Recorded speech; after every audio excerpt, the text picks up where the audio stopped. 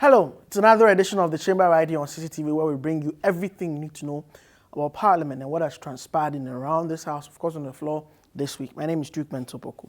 We'll take a break here. When I come back, there is more on the Chamber. Come back from the break. So it's been an interesting week in the House. Despite, everything that's going on with regards to the budget estimates and others, the House has still found more time and expression to deal with other issues.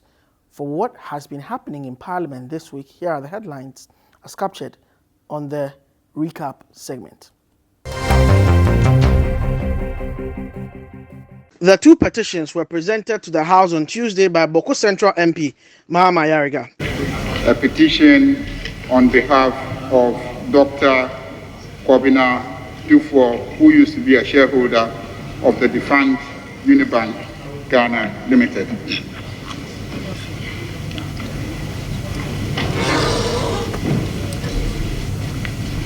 Some MPs from the majority had qualms with the decision of the Speaker to admit the petitions despite the fact that the matters were already in court. It's a subject matter of litigation in court, which everybody knows about. That is my only worry. Honourable member, so that it doesn't become a backdoor. That is Order 93, and that is when it comes for debate. The disagreement reached a crescendo and there was an open confrontation between the Speaker and the Majority Leader. Even when you were the Deputy Speaker, you were insistent that members speak from their seats so that you'll be able to identify them. What I noticed is that you gather steam to make that pronouncement, and yet as the day wears on, you relax the rules. I will encourage you to be consistent with this so that everybody will speak from his seat, his or his seat. That it should not be relaxed. I will encourage you to do that. I will. But I want you to take this on board. Don't relax it. Don't relax the rules.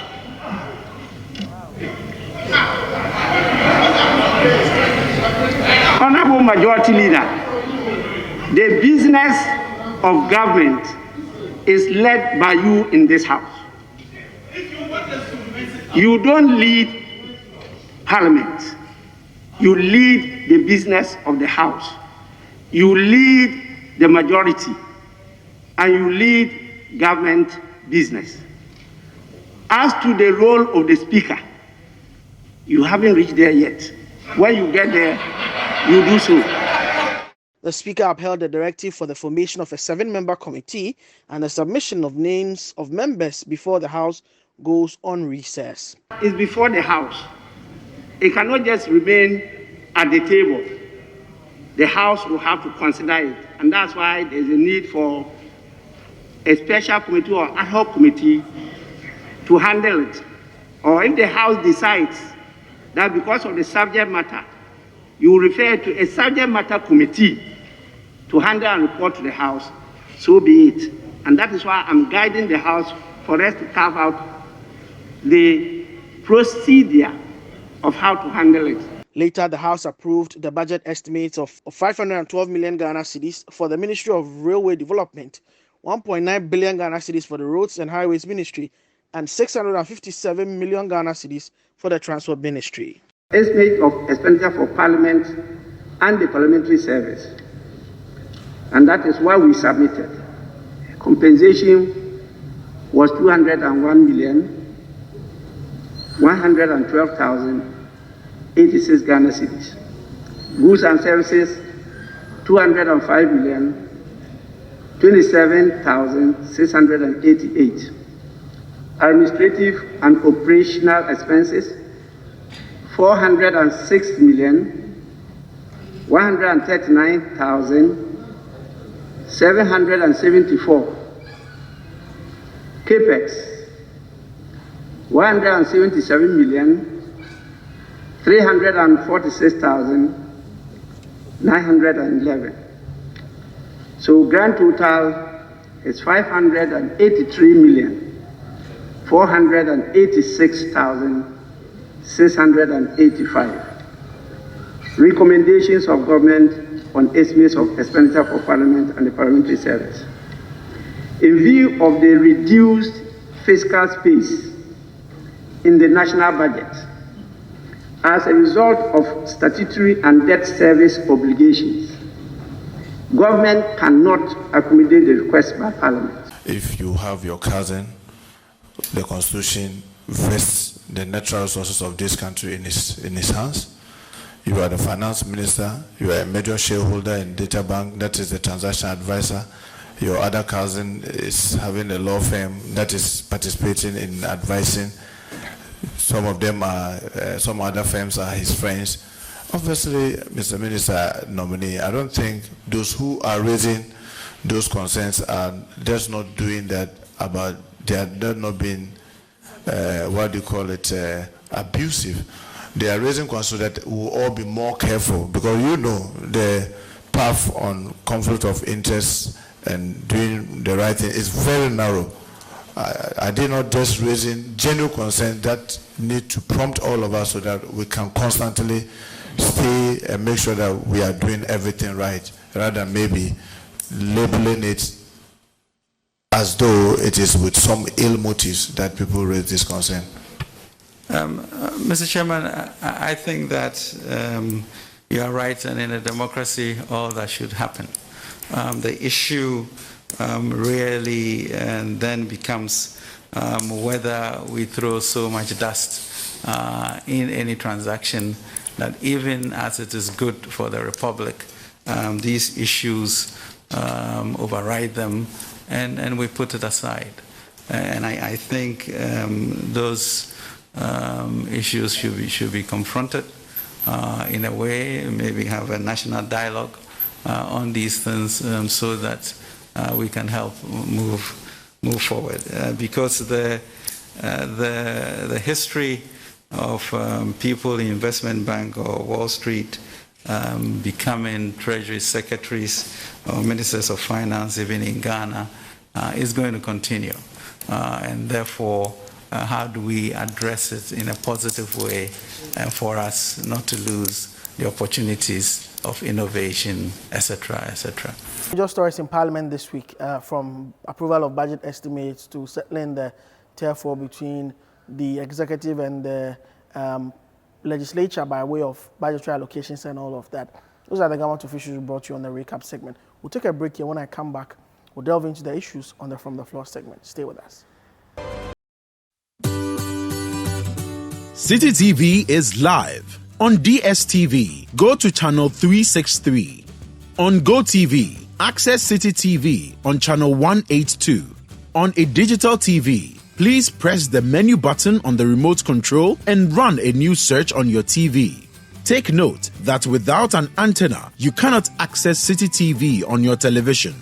Citi TV can be accessed on a free-to-air digital box like the GoTV and StarTimes box. Citi TV, it's your world.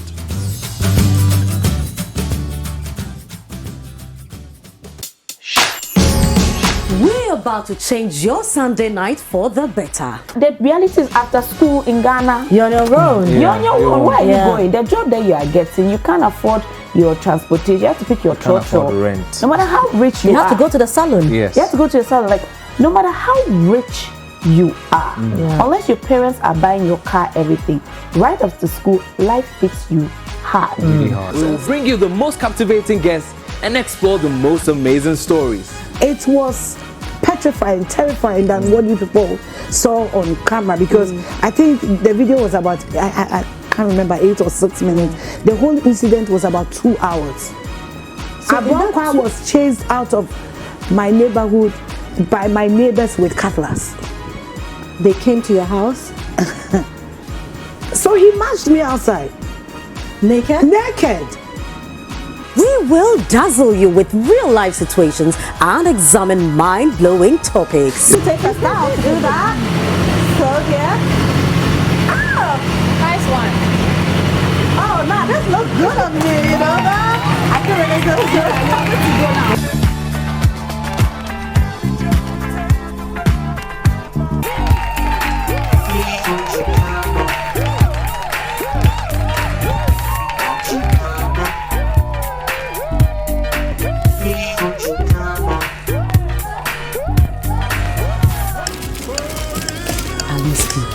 Ezra chapter 2, verse 12.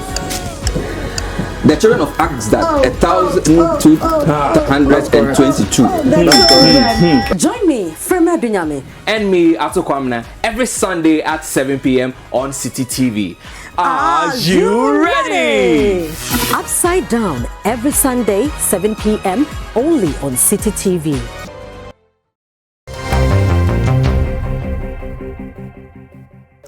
Hello and welcome back from the break. It's an interesting week in Parliament, and this is the From the Floor segment. I have two members of Parliament, from the same region, looking at it, and but they are from the different sides of the political divide in Parliament. One from the minority, the other person from the majority. We are discussing two critical issues in the public space this week. Some way, somehow, they found themselves onto the floor of the House. We're talking about inclusion in public schools, the issue of the Rastafarian students in Achimota School. That's the matter we are discussing. There was a full-blown statement and debate on the floor of Parliament. We're having our own debate right here on the From the Floor segment. Again, there was a whole lot of jubilation in the country. I remember from 2007 onwards when Ghana hit oil in commercial quantities. This week, the Public Interest and Accountability Committee, PIAC, which has been set up as the body that essentially monitor the use of oil revenues in the country, marked its 10th anniversary. We're asking whether indeed the country, more than 10 years down the line after producing oil, we have made very good use of these resources that we've been blessed with. I've been joined by the Honorable Yafrem Pon, member of Parliament for myself, Edubiase. Welcome. Thank you. Also member of the Majority Caucus. Let me add that. I've also been joined by a first-term MP, but no means, looking at where he's coming from and the seat he was able to snatch back, you cannot underrate him. The Honorable Abdul Salam Adams is Member of Parliament for New Edubiase, also in the Ashanti region. Welcome. Thank you.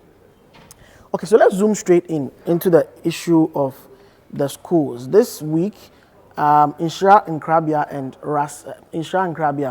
and Tyrone Iras Magai, these are the two students, did very well in their BECs, have been admitted into Achimota School, but the school decided that because of their dreadlocks, their Rasta hair as we would call it, they will not be allowed into these schools, and that if they want to be admitted, they have to cut their hair.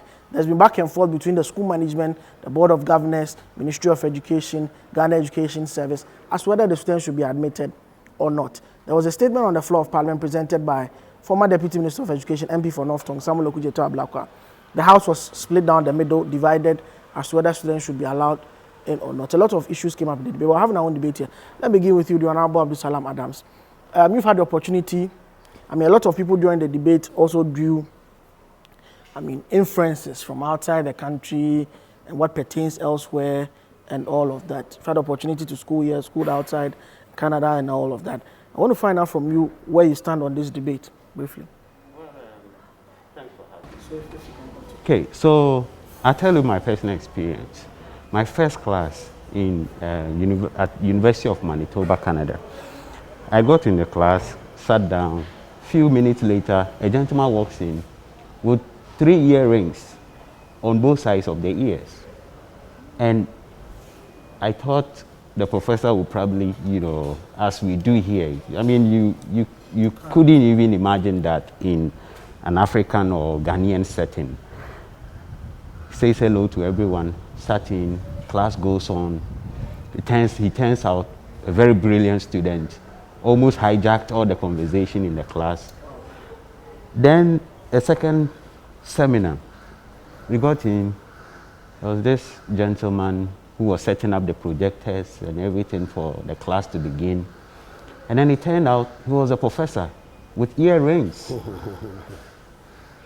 So then it didn't even stop there. It turned out he was the head of department, head of, the rural development department, as we call it in there. So after that, I went back to do some background checks on this professor. And apparently, he's one of the most brilliant, professors in this, one of the renowned and most respected professors in the school. So I have had the experience of both. And it takes you back home. You know, when we were in school, you were certainly not allowed to dress in certain ways. And we know that there have been rules in our schools as to how students should look and all that. You know, so this whole debate has been an interesting one. But the question we ask ourselves, basically, is that as a nation, where have we gotten to? And since 1992, when we agreed and accepted to turn to a democratic dispensation, I think that one of the things that comes with democracy is inclusivity. You know, once you agree that you're going to open up your society for people to express their views freely, for people to respect the human rights, the fundamental human rights of people, and not to trample on them as has happened in years past, one of the things that comes along is that you open up your society for a whole lot of things. So as a country, we have to choose. And you've chosen the path that you say, hey, we need an inclusive society. And that includes Rastafarians, right? That includes a whole segment of people with diverse opinion, with different shades of opinion. So on this debate, I'm right with the Minister of Education. In this day and era, I don't think these are the things, and especially when you look at all the challenges that we have, you know, with the educational sector. You know, free education it's come with its own attendant, you know, challenges, double track, whether it's going, whether it's coming, we don't know. Parents are struggling to, even in the era of free education, get their wards enrolled in SHS, in universities and other, you know, educational sectors. So I'm right with the Minister of Education that the things that should preoccupy our minds shouldn't be whether a school should be admitting students with a certain look. And, you know, when you interrogate the arguments, you know, the different shades of opinions that have characterized this debate, the argument has been that rules are rules. But remember that the transatlantic slave trade, there were some rules surrounding it. I don't think that it just happened. In years back, right in just in the 60s, women in the United States of America, you know, the hub of democracy, were not allowed to vote, right? If you were black, you were not allowed to sit in the classroom with white, you know, with white citizens and all that. But when rules are made, and with time, and when society evolves, and we realize that the rules are regressive and are, you know, oppressive, we speak against it. We speak against rules that are regressive and oppressive, and we take steps to what? To amend those rules and change those rules. So yes, Achimota has its own principles. It's one of the, you know, if you like, the elite schools in our country. They've been in existence, and I'm sure, you know, they've churned out a lot of personalities in this country. Who's all our presidents? Have come from Achimota. Great school by all standards, have their rules. But, you know, we are in 2021, and I don't see any correlation between the hairstyle or the looks of a student and what is actually in their minds. Okay, we'll come back to you. Honorable, you have been involved in student leadership, all that. I think you did some lecturing too on in sometime in your life. I mean, I from my research found out that you were senior prefect at New Jabin. No, I went to St. John's, okay. Okay, St. John's Secondary, sorry. So, and that's a proper Catholic school. Catholic school, yes. Where do you stand on this debate? Yeah, thank you so much, and greetings to viewers. And let me say hi to this young man who uprooted a big oak tree in New Edubiase. Yeah. So he's welcome to Parliament. This debate, seriously speaking, initially when it came to my attention, I said, this debate is a bit needless. needless in the sense that we have it in our constitution, the fundamental human rights and all that. And we've also given the schools that kind of authority to come up with rules to regulate activities, and then the human resource in that school take care of the children and everything. So why should there be a conflict between authority of the school and maybe the laws of Ghana? Because it's never come up. This issue has never come up before. What we used to have was about religious differences. I remember way back in St. John's, we had Muslims in a typical Catholic school, but they had that dispensation to also have their church service, service, whatever, prayer sessions, in certain areas of the school. Yeah, and we were okay with it. So I was wondering why this should be an issue at all. In the first place, the basic schools, it is assumed that the children below 18 years cannot take a decision for themselves. So they are regulated by rules and those things. So in the school, we have to take care of these children, how they dress. Otherwise, we wouldn't be having different uniforms for different schools to distinguish one school from the other, so that in case somebody goes to commit some crime somewhere, you know that, oh, this person is from this school. And secondly, these measures are instituted to instill some discipline. Because my son at the Sadr College was made to always bring his hair down. Because but in the house, this guy likes keeping hair. Because he saw my picture in St. John's days, he said, Daddy, you had very good hair. So this guy started also putting on this Afro kind of hair. I delighted in it. I didn't complain. But at this school, they said, look, you cannot have it. It's called bushy hair. The senior housemaster once put through his hair the scissors. And when I went, I told him that, yes, that is how the school should do to you.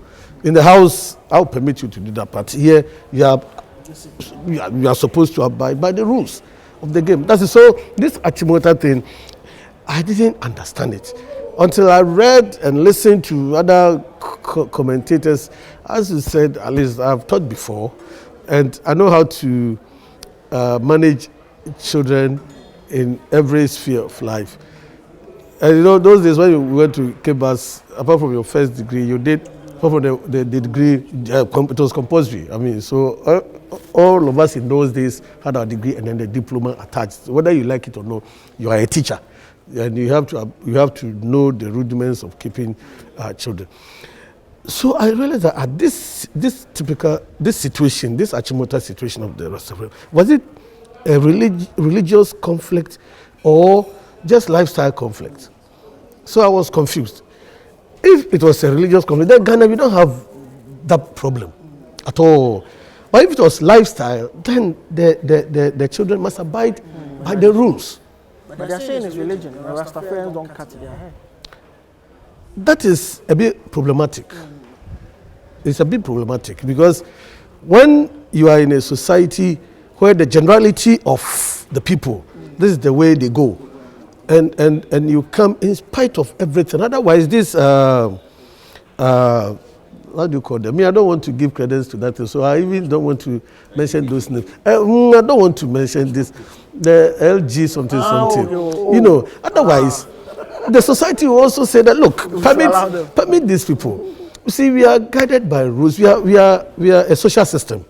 You see, we are not just people walking about that everybody should do whatever she wants. We must be regulated, and especially children. But the argument has been that it's a matter of inclusion. No, everybody.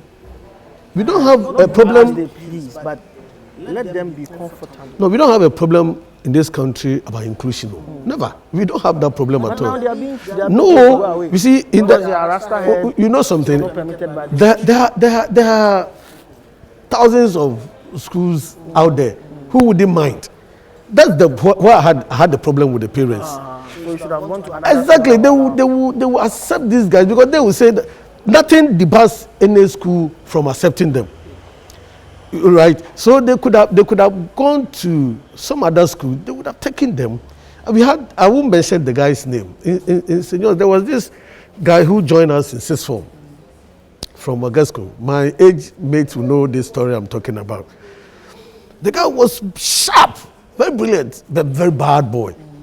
He was expelled from Agasco, and he was just a shining star there. The guy would sleep, and the physics and the chemistry and things at his fingertips. He would sleep and get his A. You see, so school, knowing this boy's results, not the hair, but the results. So Charlie, come. We will accommodate you. There are several schools in this country who would have, but he feels that it is Achimota I must go, and Achimota School is also saying that if you want to come to Achimota, there are rules. The state cannot even intervene. Shouldn't those rules change? You see, good. The society is dynamic. And up to this hour, I don't think those of us sitting down here, we know better than the PTA, the Teachers Association, Board of Governors, the NAGRATs, and all those who teach the kids. I don't think we know better than them. And they are saying that this is not how the school should go. Okay. So for me, I would advise the parents, if they will listen to me, that look, there are schools who are prepared to take them. Very good schools too, for that matter. Okay. So that's why I'm saying the argument is a bit needless. Wrapping up comments, there are those who have argued that if we should go by your line of argument and allow these kids, we'll be opening the floodgates. People next will turn up in. Last year, students at Dojipenyi Senior High School in the Volta region was turned away because he was the traditional priest of the shrine. He was 18 years, he was coming to school. He had his hair on and his traditional costume. He was sent away. He had this traditional hair, what you would see of a fetish priest or a priest, or I won't say fetish because African indigenous religion. That's before my religion professors. So African indigenous religion priest. He came to school with his designs and then his hair. Wearing a school uniform? No, he had because first years they don't have a school uniform. He came in his, khaki and shirt with his design still to show that he was a traditional priest. He was turned away. He had to conform. Someone said you would open the floodgate. I know there are schools in Ghana, mission schools where students are not allowed to, girls' school, a particular girls' school in Cape Coast, students are not allowed to bring in their Quran. They are not allowed to pray during Ramadan. They are not allowed to fast because school rule says that eating at all costs is compulsory. These are all issues that are in there that if government should make a rule across the board, it will open floodgates for everybody. As someone made a point on the floor, that Rastafarianism, a section of it encourages the smoking of marijuana. What's wrong with that?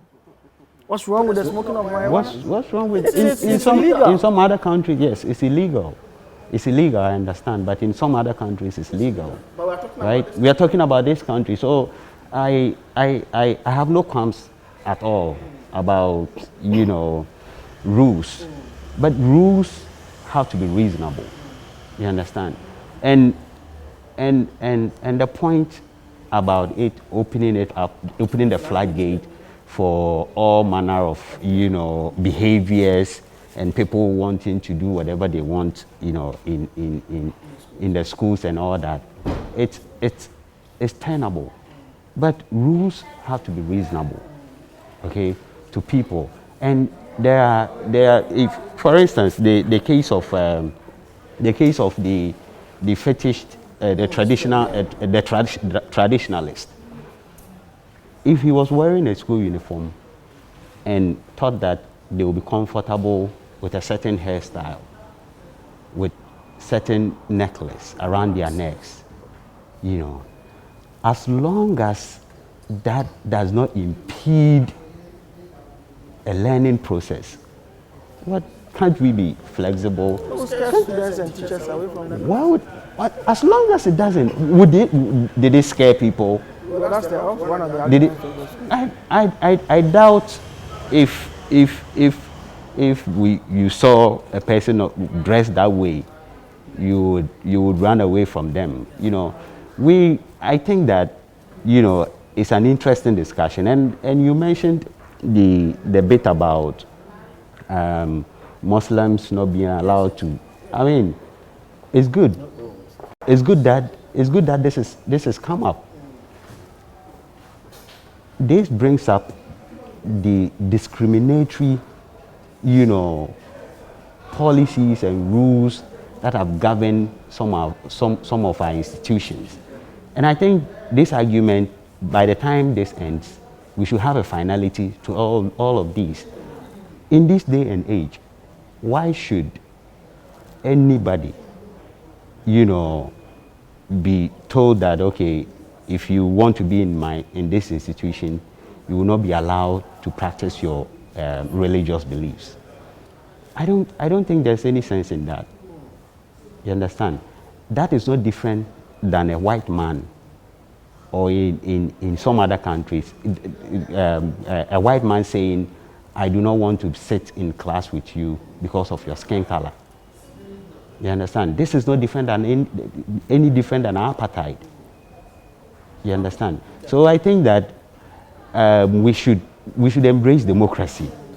You know, in the final analysis, that's what comes up to. And if you're embracing democracy, you're doing away with discrimination. You are being hyper inclusive, but with some sort of, you know, measure. You understand? So I think it brings up an interesting debate, and I think that we will take it further than that, especially the bit about, you know, religion. You know, Islamic schools not allowing Christians to practice their faith whilst in school. And in all these, one dimension that we haven't even looked at, it's the impact of all these on the mental health of these students. Example, these students who have been at the forefront of all these debates, if Achimota decides to, you know, embrace them reluctantly, what do you think will be their state of mind? And how do you think what do you think this has already done to their mental health? You know, so these are issues that we need to, you know, interrogate and actually bring a finality to the, you know, the seeming discriminatory rules that has characterized our schools, especially on religious grounds. And when you think about this as it being, you know, on the basis of how the student looks, it makes it even sound more absurd to me. Final comment on this. Yeah, I think, as he rightly said, very soon we should have, we should bring finality to this whole debate. Yeah, I will repeat that it's needless, because we don't have that kind of discrimination here. The other schools that the children can go to. About the religious thing that you spoke about, I'm wondering why it has persisted to date. This girls' school, I know if that is correct, then sometimes the Qurans are bent. We are told. Really, because a friend of mine was the headmaster or something there. So I will ask further questions about it, because that would have been unimaginable in this time and age in Ghana. No. We were at the forefront in the fight against apartheid.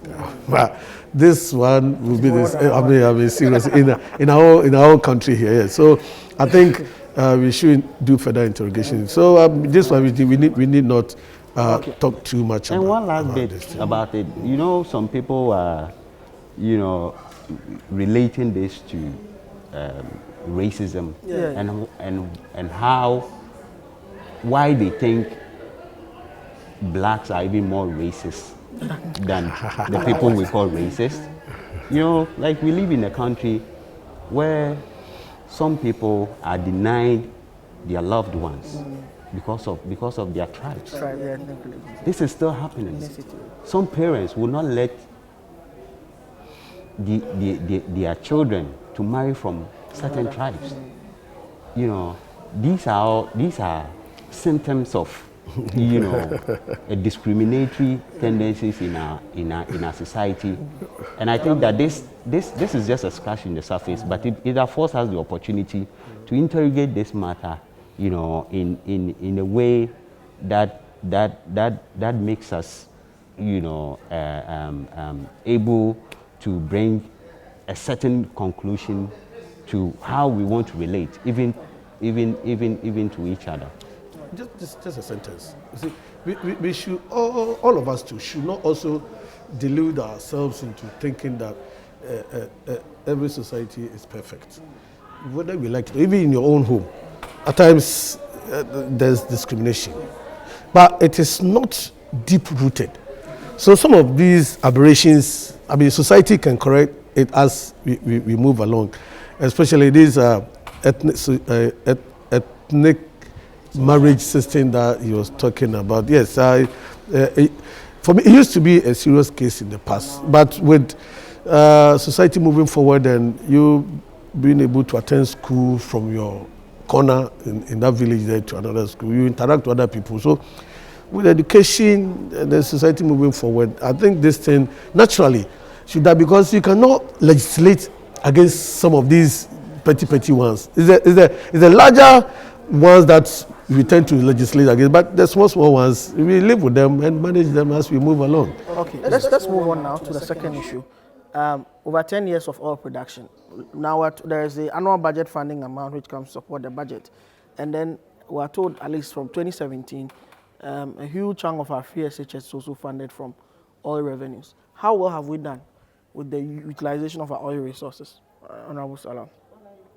I think that in your introductory remarks, you talked about the jubilation that, you know, met the discovery of oil in commercial quantities, and I was pretty younger then, you know, in 2007, and all the debates that surrounded it, you know. At that time, I could understand some of them. You remember the Kubangwa thing? I do, you know, but most of it I didn't really understand.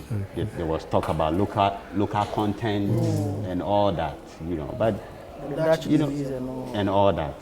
Growing up and, you know, getting some education on some of these issues, you're able to appreciate, you know, the need for such a resource in the country. And I think at that time, many people thought our wars were going to be over with the discovery of oil in commercial quantities.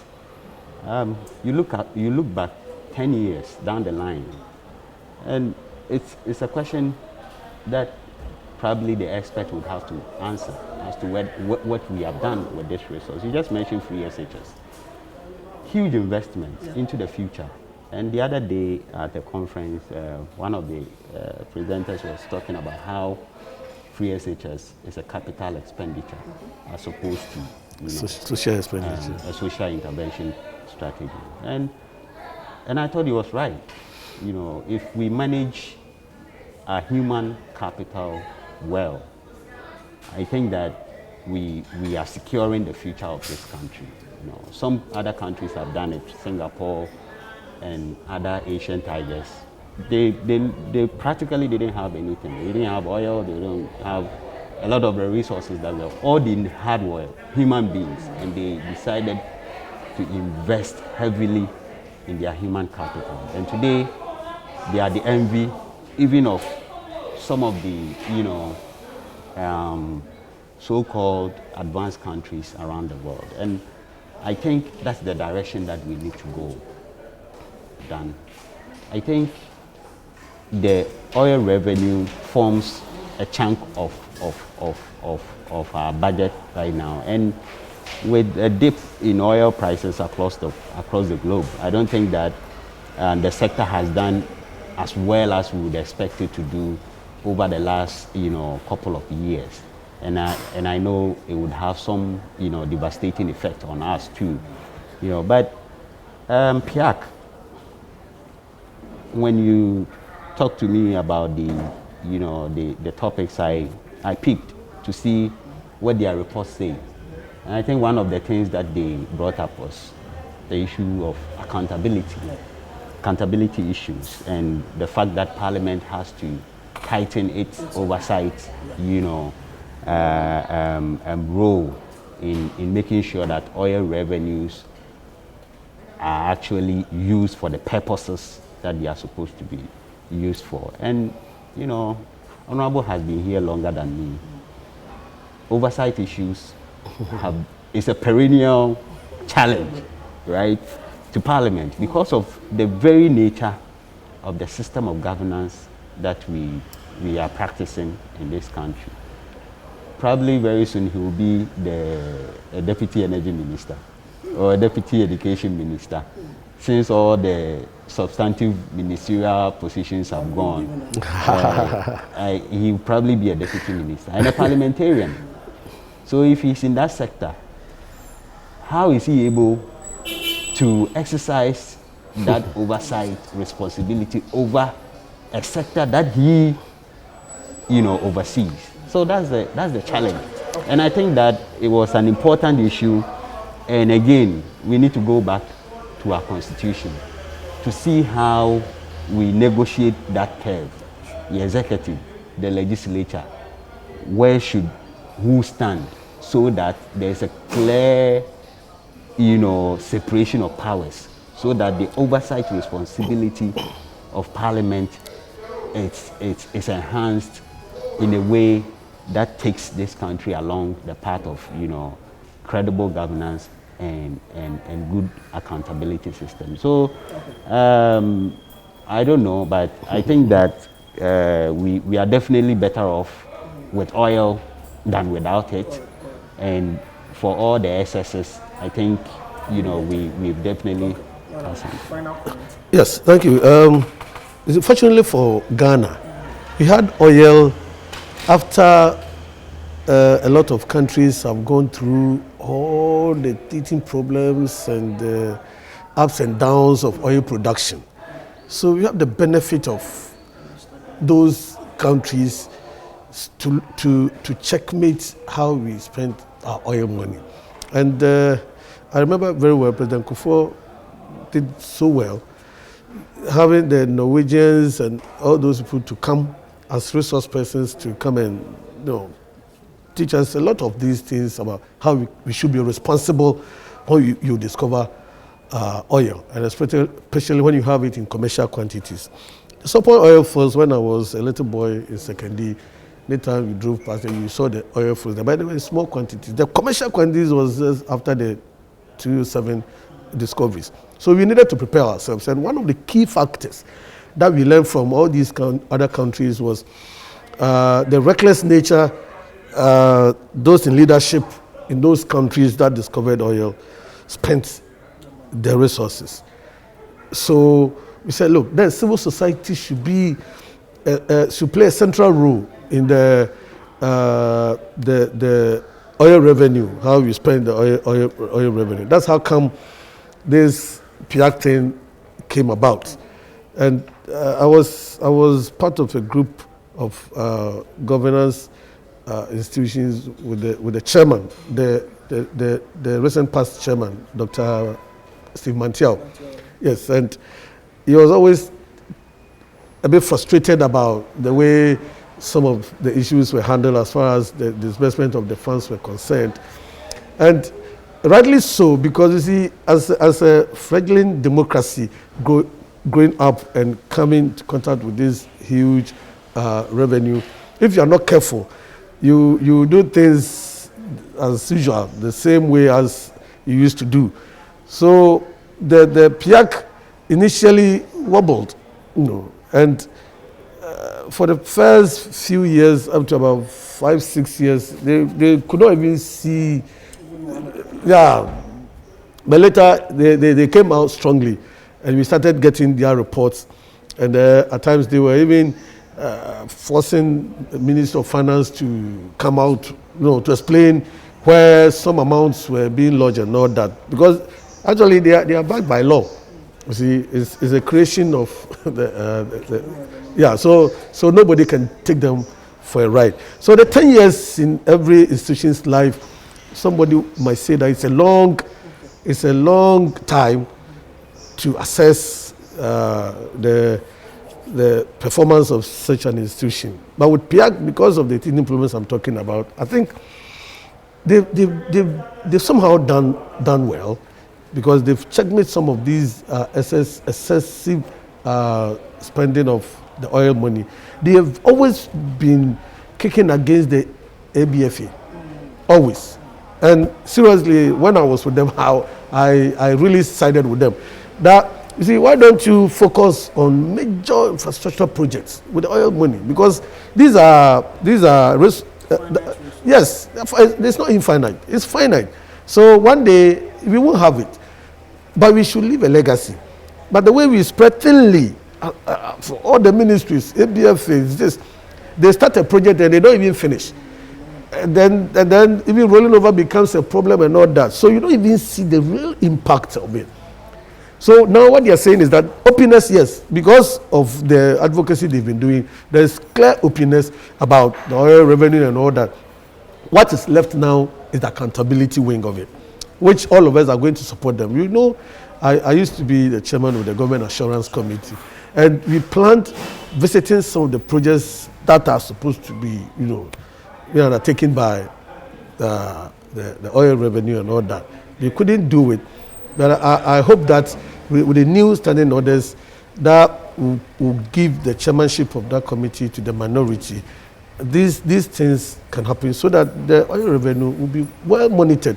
And PIAC will have lots of good reports to write so that the accountability aspect of it, that one will be achieved. Now the openness, yes, but the accountability aspect of it is because, for example, this COVID came, and because it's an emergency situation, we had to go into the Heritage Fund, to take some 300 million or so to support the fight against the COVID-19. Well, this is a force measure and nobody could stop it. But at least there are certain things that PIAC complains about, that you go to invest the oil money offshore, you see, and it yields next to nothing. So why don't you use that money to build good roads, dual carriageways, better schools, better hospitals with that money, so that in the future you point at those things than the money sitting down somewhere. And while the money is sitting down, the people are using the money to do some businesses, and we are not having the benefit of it. So I think PIAC, yes, so far so good, but there's more they can do, and that they can achieve a lot with the support and collaboration of other institutions, so we can make use of the PIAC. Thank you very much, gentlemen. That's how we wrap up, draw down the curtains on this edition of From the Floor. We'll take a break. When I come back, there is more on the chamber. I had with me the Honorable Abdul Salam Adams, MP for New Edubiase, and the Honorable Yao Frimpong Ado, MP Manso Edubia.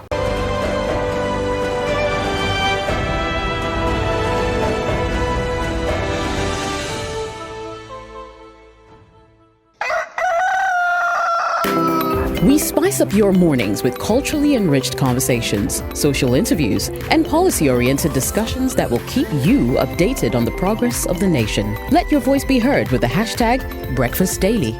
They have the technology, they're able to manage the impact and all that, but in our part of the world, it's not happening. So the ordinary farmer on the street or in the village, who depends on the weather to sow. Yeah. Now he's not able to tell whether to rain or not. The weather condition is changing. So how then do you support such a person? How is he going to feed his family? How will he survive in terms of in our source of livelihood? So these are the things we are demanding, that because of what you did, we are suffering. So we are demanding justice, for what you have caused. Join the Breakfast Daily team Monday through Fridays from 7:30 a.m. to 10. Join us for breakfast daily, only on Citi TV.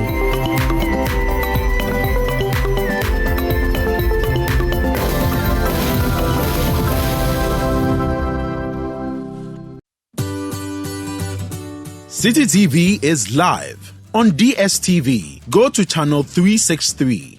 On GoTV, access Citi TV on channel 182. On a digital TV, Please press the menu button on the remote control and run a news search on your TV. Take note that without an antenna, you cannot access Citi TV on your television. Citi TV can be accessed on a free-to-air digital box like the GoTV and Star Times box. Citi TV, it's your world.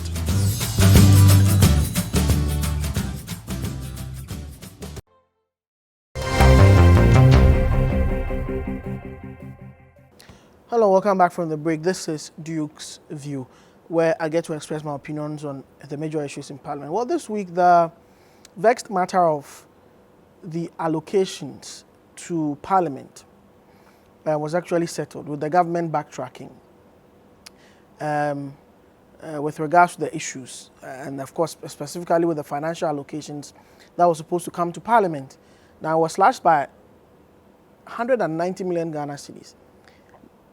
Now, details are emerging that there was no consensus even before this decision was taken, and that the executive secretary of the president took that decision unilaterally and decided to cut the allocations of Parliament by a whopping 190 million Ghana cedis. For what? Well, cool heads have prevailed, and we are told that it's just now being cut by just some 60 million Ghana cedis. These makings of strife between Parliament and the executive is not healthy at all. It could throw our whole country into chaos, especially looking at the fact that government is working with a very, very tight timeline. By the 30th of March, the appropriation bill must be passed. Otherwise, the whole country is thrown into a state of a government shutdown, which has never happened in Ghana before, and we didn't expect to happen. So it's good that the president has seen reason in the plea of Parliament and has been allocation. But it shouldn't go beyond that. Does that mean that the executive secretary to the president can just write letters anyhow to Parliament without any authorization from the number one? I don't think it's good. This week also we saw a very unhealthy scene in the House between the majority leader and the speaker, which almost degenerated. These are leaders of the country. These are men of valor. These are men of authority. These are men of substance. These things, when they happen, are very bad. They look very bad. It is a bad example to everybody in the country and leaders. And leadership, first of all, is exemplary. So I think the two leaders could have done better with that public open spat that happened. At the risk of running into contempt of Parliament, I will leave that here. But I think that scene was unsightly and it doesn't speak well of the House. Finally, we are in the budget season, and of course, the House is also drawing closer to go on recess. The usual haggling has begun. The usual late night passing of.